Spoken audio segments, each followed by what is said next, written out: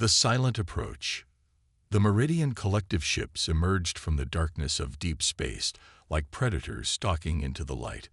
Their obsidian hulls absorbed rather than reflected the distant sunlight, making them appear as moving voids against the star-speckled canvas of space. 57 vessels in total, each one larger than humanity's largest orbital station, arranged in a formation that resembled the mandibles of some cosmic insect. Admiral Thrask stood on the command deck of the Apex Talon, his 4 arms folded across his armored torso.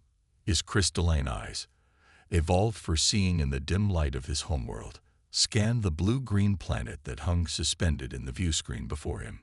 "Primitive," he muttered, the translators in his exoskeleton converting his clicking speech into standard galactic common. Another world of pre-FTL savages to be harvested. His second, Commander Zex, approached with calculated movements. "The scans confirm our intelligence, Admiral. Rudimentary space stations, primitive chemical rockets, nuclear weapons that would barely scratch our outer hulls. No quantum shielding, no gravity manipulation." Thrask's mandibles clicked in what his species considered laughter. "Send the standard ultimatum. Give them 6 planetary rotations to prepare for integration. Those who submit will serve. Those who resist will fertilize their own fields." Throughout Earth, every communication device capable of receiving the signal suddenly activated. Television screens, mobile phones, computers, digital billboards, all displayed the same message in every known human language. "People of Earth, you are now within the domain of the Meridian Collective. Your resources, labor, and genetic material have been claimed. You have 6 Earth days to surrender all military assets and governmental control. Compliance will result in your continued existence as a productive member species. Resistance will result in systematic extermination of population centers until compliance is achieved." This is not a negotiation. In the United Nations emergency session in New York, representatives from every nation gathered in barely controlled panic. The Secretary General, a normally composed woman, gripped the podium with white knuckles. "The reports are the same worldwide," she announced to the hushed assembly. "Military engagements have been attempted by several nations. All missiles and aircraft were neutralized before reaching the alien vessels. Our most powerful weapons appear ineffective against their technology." The Russian representative stood. "What of the nuclear option?" "India attempted a high-altitude nuclear detonation," replied the Secretary General. "The warhead never reached its target. It simply disappeared." Murmurs of despair rippled through the assembly. "Then we have no choice but to negotiate terms of surrender," said the Chinese representative. "Perhaps we can secure better conditions if we cooperate now." At the back of the assembly hall, a woman in a simple naval uniform stood up. Her weathered face bore the marks of someone who had seen combat, but her eyes held a steady, almost amused expression. Commander Elena Reyes of the Pan-American Alliance wasn't known to many in the room. Her work had been classified beyond top secret for nearly 2 decades. "Distinguished representatives," she began, her voice carrying across the hall without need for amplification, "I request 5 minutes of your time." The Secretary General checked her watch. 3 minutes, Commander. We must formulate our response soon." Commander Reyes nodded and walked to the center of the floor. "The Meridian Collective believes us defenseless. They see our satellites, our missiles, our primitive spaceplanes. They believe they know the extent of humanity's capabilities." She paused, scanning the room. "They are wrong." With a small gesture, she activated a holographic display far more advanced than any publicly known Earth technology. The assembly gasped collectively. 15 years ago, we detected unusual signals from the Kuiper Belt. These signals matched no known astronomical phenomenon. After 3 years of observation, we determined they were artificial. Communications between scout vessels of what we now know as the Meridian Collective. The hologram shifted to show recorded footage of strange, angular ships at the edge of the solar system. We tracked them. We studied them. Most importantly, we captured one. Shocked murmurs filled the hall. "How is this possible?" demanded the French representative.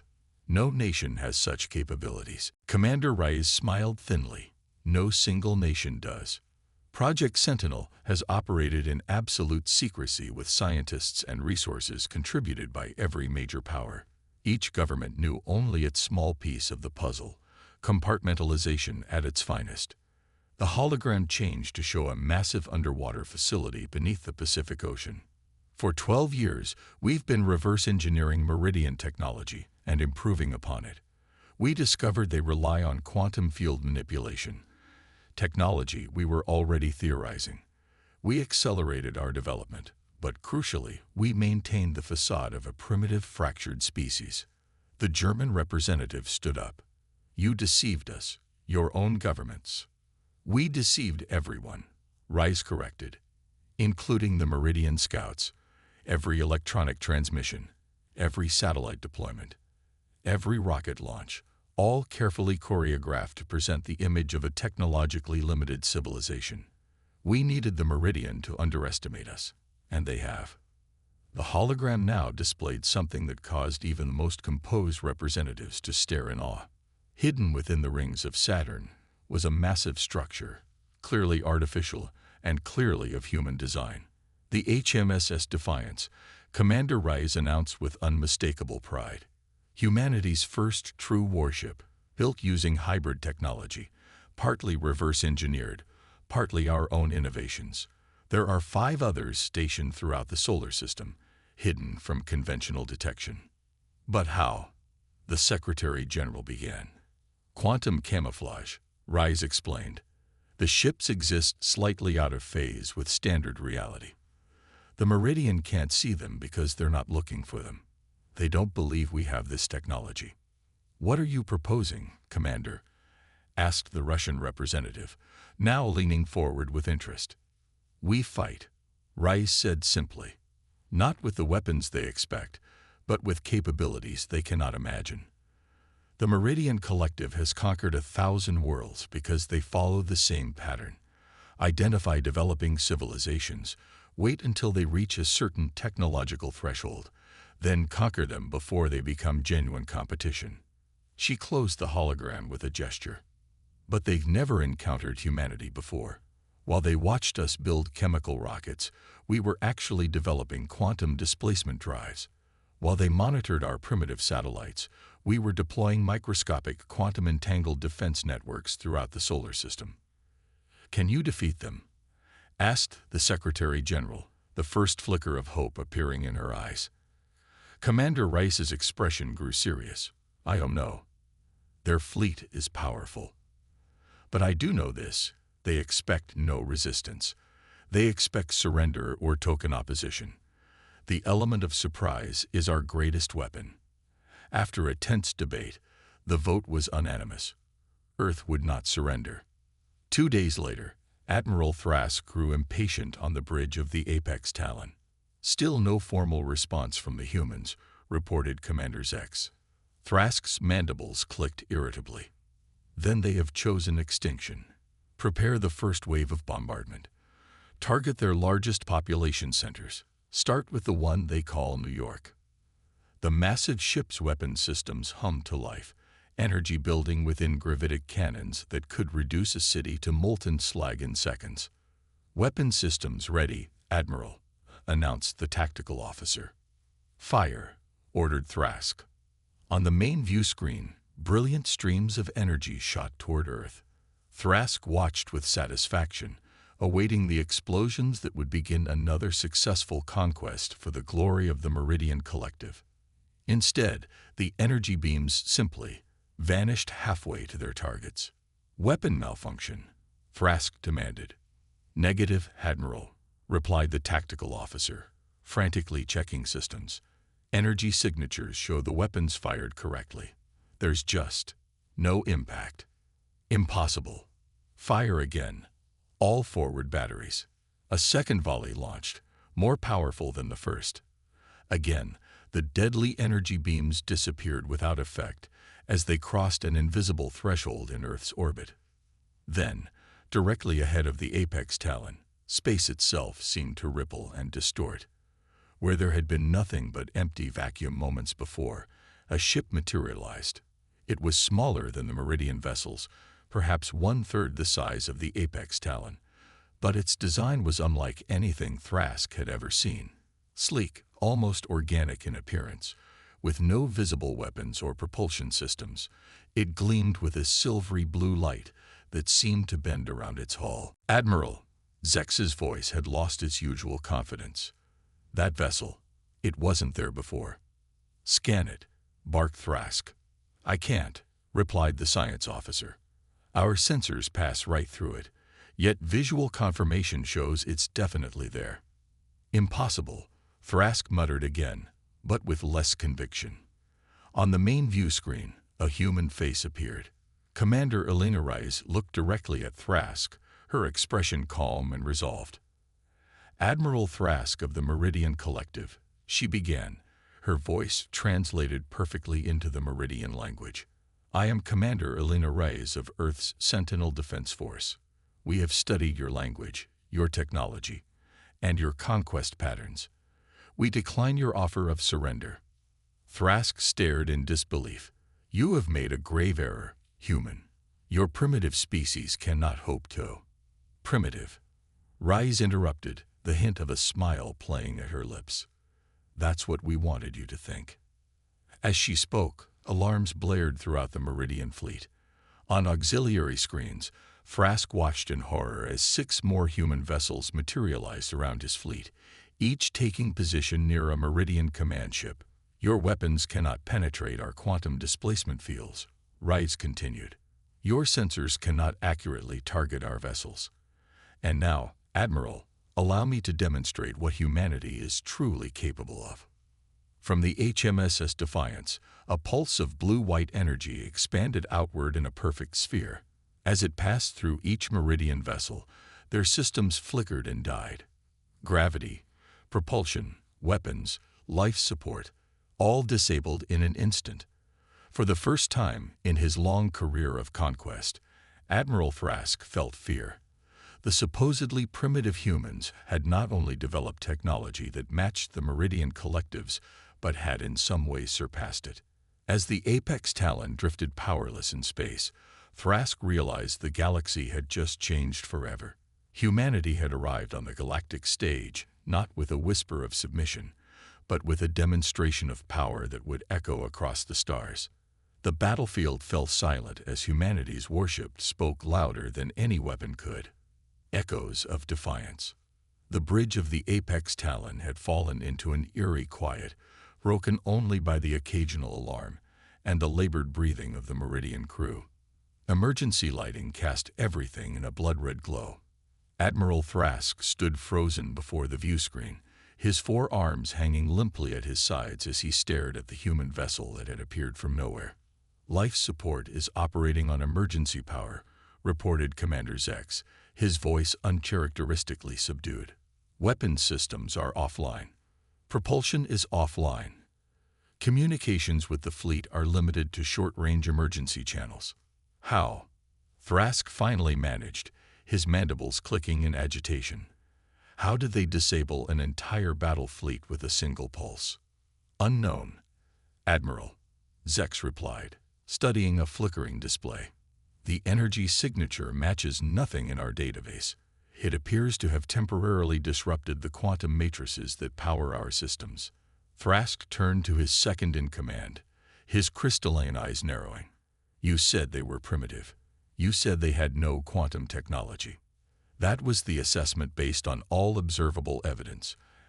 "Admiral," Zex defended, "they must have been concealing their true capabilities."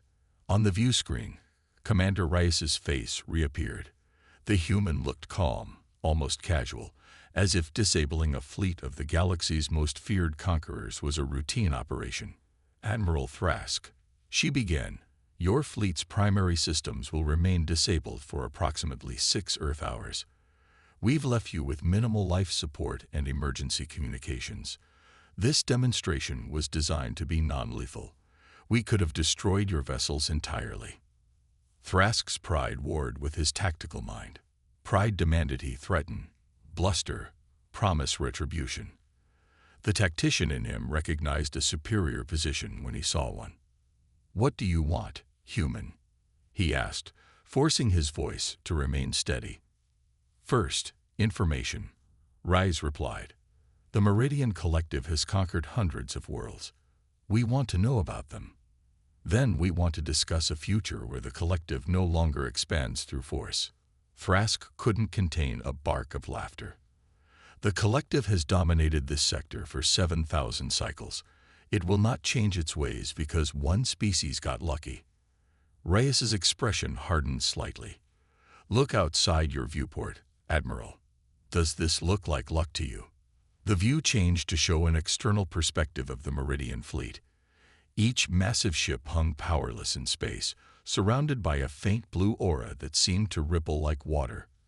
The human vessels, by contrast, moved freely, taking up strategic positions around the disabled fleet. "This was the culmination of 15 years of preparation," Rice continued. "We've been ready for your arrival since we captured your scout.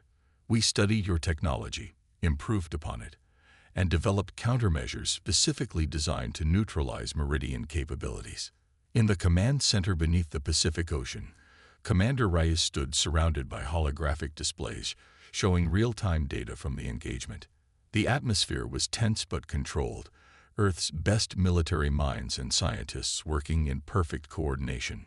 "Quantum disruption field holding at 98% effectiveness," reported Dr. Sanjay Patel, the brilliant physicist who had led the reverse engineering efforts.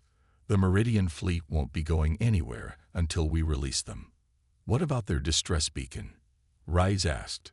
"Are they transmitting?" "They're trying," confirmed Communications Officer Maya Chen. "We're jamming their long-range quantum communications. Nothing's getting out of this solar system without our permission." Dr. Patel approached Rise, his tablet displaying complex calculations. "The energy cost of maintaining the disruption field is sustainable for approximately 72 hours with current power reserves. After that, we'll need to cycle the fields or risk system degradation." Reyes nodded. "That should be enough time. Has the data package been prepared?"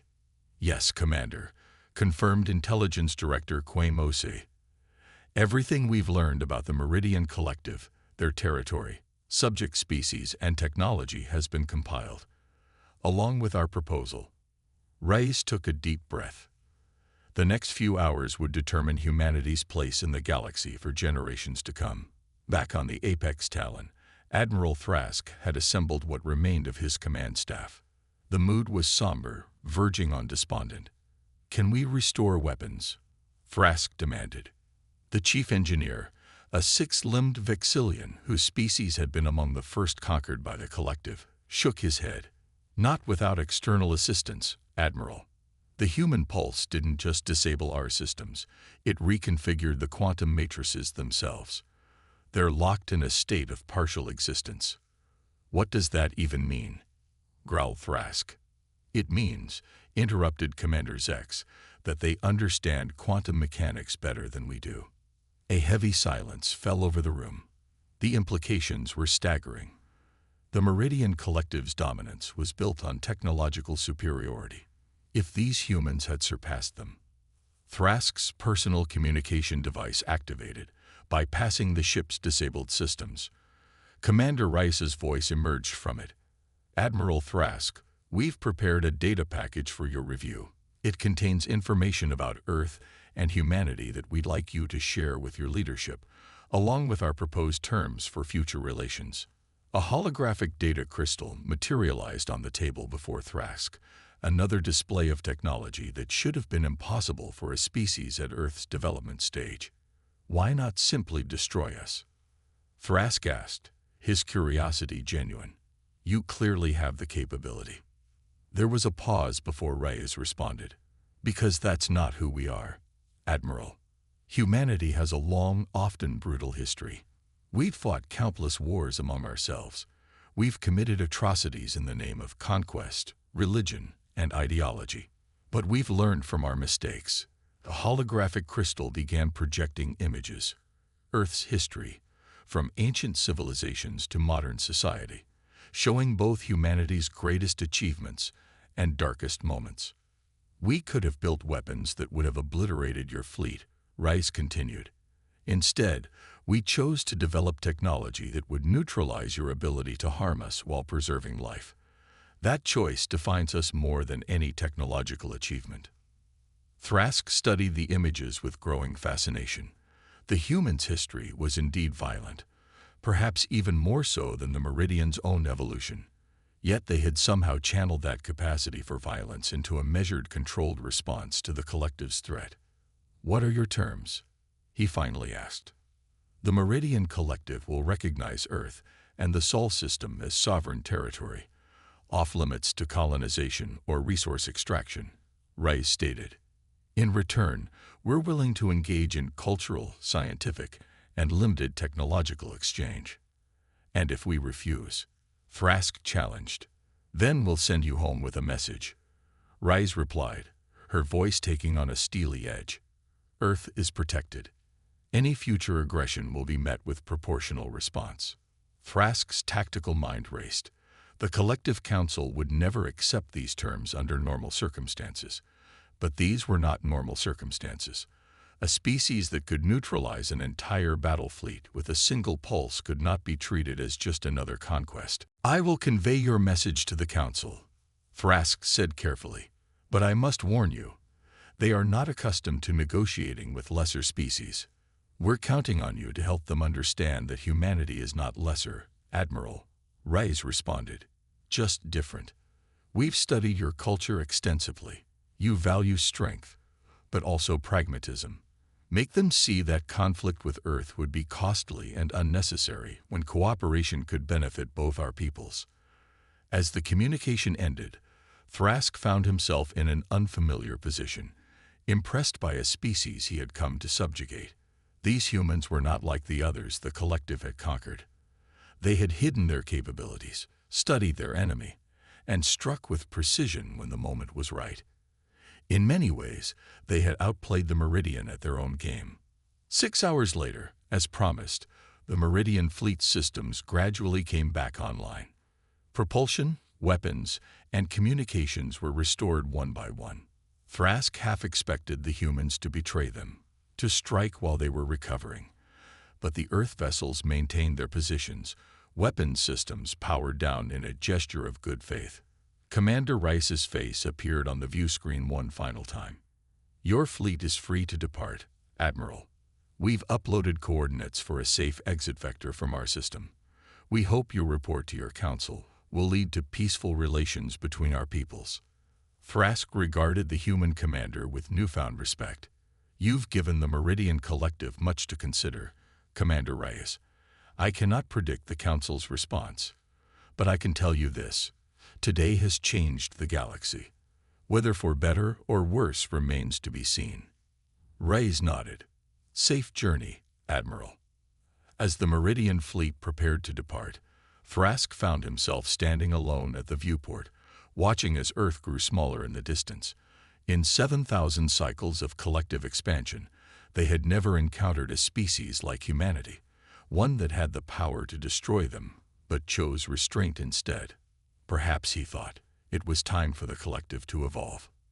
In the Pacific Command Center, Earth's leaders gathered around Commander Rice as the Meridian fleet disappeared into deep space. "Will they return?" asked the Secretary General, her voice tense with concern. "Almost certainly," Rice replied. "But next time, they won't underestimate us." "And we'll be ready," added Dr. Patel. "The data we gathered during this encounter will help us refine our technologies even further." Rice nodded, her gaze fixed on the stars visible on the overhead display. "Today marks humanity's true entry onto the galactic stage. We've demonstrated that we won't be conquered, but also that we're not conquerors ourselves." "What happens now?" asked the Russian president. "Now," Rice said, a smile slowly spreading across her face, "we prepare for what comes next. The galaxy is larger and more complex than we ever imagined. The Meridian are just one species among many. There will be threats, yes, but also opportunities, for alliance, for trade, for exchange of knowledge." She turned to address the assembled leaders. Project Sentinel was created to defend Earth. It's time to expand its mission. We need to establish diplomatic protocols, cultural exchange programs, scientific collaborations. The wall between public and classified technology will need to come down gradually, preparing humanity for the reality of our place in the galaxy. And the ships? Asked the Chinese premier. Will we build more? 6 was enough to defend against the Meridian, Rice replied. But yes, we'll build more. Not as weapons of conquest, but as instruments of exploration and defense. The HMSS Defiance and her sister ships will serve as humanity's vanguard among the stars. As the meeting continued, plans being made for Earth's new role in the galaxy, Rice stepped away for a moment. She approached the viewport, looking up at the night sky where stars glittered like distant possibilities. When the Meridian Collective had arrived, they had expected to find a primitive, divided species ripe for conquest. Instead, they had encountered a humanity united in purpose, advanced beyond their expectations, and resolute in defense of their home. The battlefield had fallen silent not through devastation, but through demonstration, as humanity's warship made its grand entrance onto the galactic stage, speaking louder through restraint than any weapon ever could. And the echo of that entrance would resonate across the stars for generations to come.